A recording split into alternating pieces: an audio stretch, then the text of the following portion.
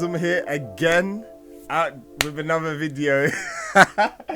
Bro, I feel like such a classic YouTuber doing this. It's nuts. I did an illustration the other day for a series called Silverback, which is produced by my boy Tam, this dude over here. And we've got loads of merchandise and loads of designs and bits and bobs coming out for it soon.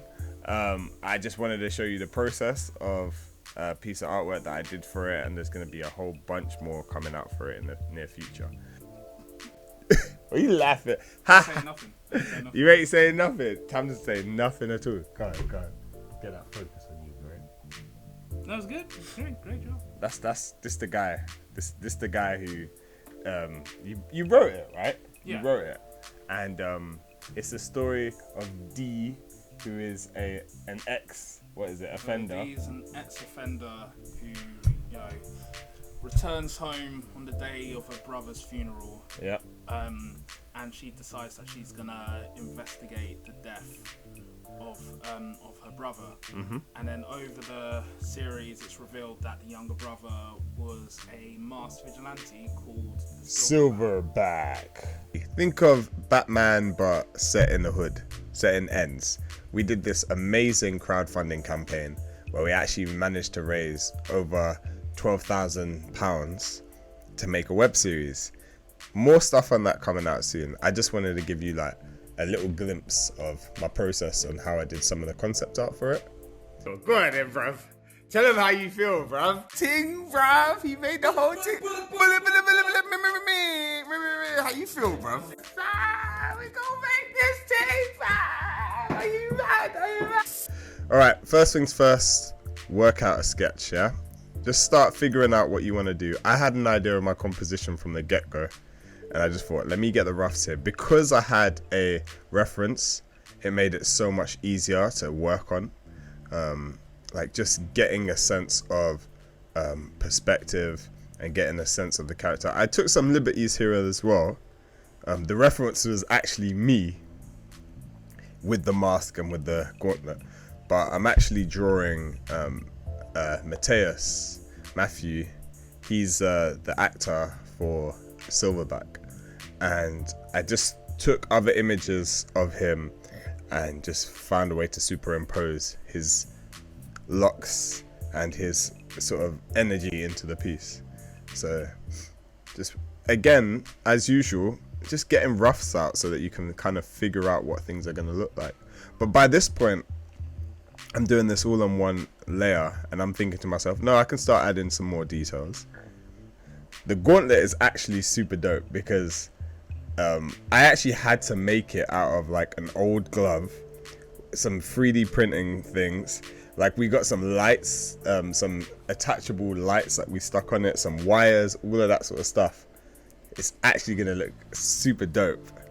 All right, so after you've done your initial sketch, some people might think that's enough, and for certain styles it's cool to have like a rough style, but I kind of wanted to have a finer edge.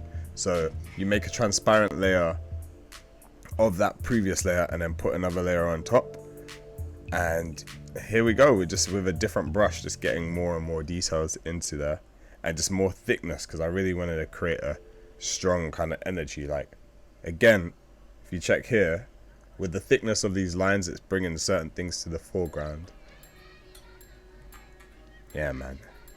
Yes, it's looking dope. Actually, watching it back again, I'm kind of excited about the way that I did this. And now we're adding color. The infamous colorblind Donny is adding color. I put the base colors in, and then I started working on the shadows.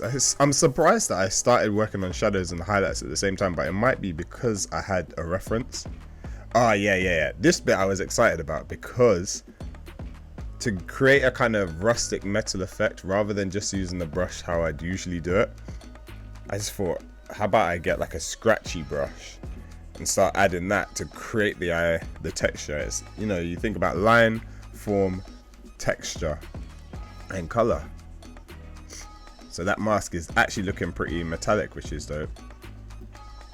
Yeah, and actually Now we're working on the shadows, making sure that those shadows pop out and getting a sense of the colors in terms of the highlights and the shadows, because shadows even have color as well. I always seem to forget that. I always make shadows one color, but actually this time around I wanted to add some colors. Guys, I should have said it's bucket hat season, yeah? If you didn't know already, bucket hat season. Basically, English summers, rain, bucket hats. It just makes sense. +1 in the chat. Comment if you rock with bucket hats. Comment. Subscribe if you own more than one. Anyway, yeah, let's get down to it. Yes, and I'm starting to do some more highlights here. Get some more. Now I'm starting to think about all the other colors that I include. And actually, that change in the background color that you see there, it's actually so I get a better sense of the color balance and the values, so that when I start adding highlights, I can actually see them. Because yes, the color blindness affects me that much. I have to change the background color so that I can see what color the highlights are. It's all mad. It's actually all mad. Obviously, man added that color to the eye. You see how it just gives it that sharpness. Yeah, you see how that sharpness comes in because of that eye. Yeah, man, I'm proud of this. And then yes, so I want to make this hand stand out a bit more, like it's coming straight from, like it's just poking out. And that's why I added those thicker lines around it, so it really comes to the foreground. And I'm using lines as the tool to make something look like it's in the foreground. You can do that with colors, with the boldness of colors or the saturation. You can do that with the size of things. Like, I just decided to do it with both. And I kind of used a little bit of graffiti techniques in here as well. Like when you start putting these big thick lines around things, there's an actual name for it when you're doing spray painting, but it's like I can't remember the name of it. But when you start putting lines and things, it's just a freaking outline. I might even spray paint this. Why not? So yeah, man, that's the end of that piece. Here's a piece for Silverback. Shout out to Tam, shout out to Deebs, shout out to Laura, shout out to Mateus, shout out to everyone who was instrumental in making that campaign a beast of a campaign. And we actually filmed it. We actually made it happy. I'm super proud of my guys. This is another one of Wumzum's work in processes, work in progresses, or just showing you the process of my work. I hope you enjoyed this one. And more to come. I've got some big pieces, some massive pieces on the way. And it's only because I'm editing them that you ain't seen it yet. But yeah, guys, check out Wumzum on Instagram. Patreon coming soon. And make sure you subscribe, hit the bell, do all of them things, share it amongst your friends.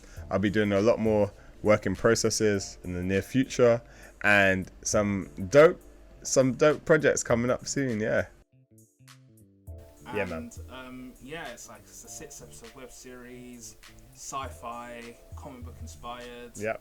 And yeah, should be fun. Yeah, it's gonna be good, man. It's gonna be good. Like the actual artwork, I did. The writing he did. Deebs did some directing for it as well. It was actually, listen, I'm just glad my boys are doing things, you know what I mean? I'm just glad my duddies are doing things, you know what I mean? So anyway, look out for it. We'll catch you lot in a bit. Peace.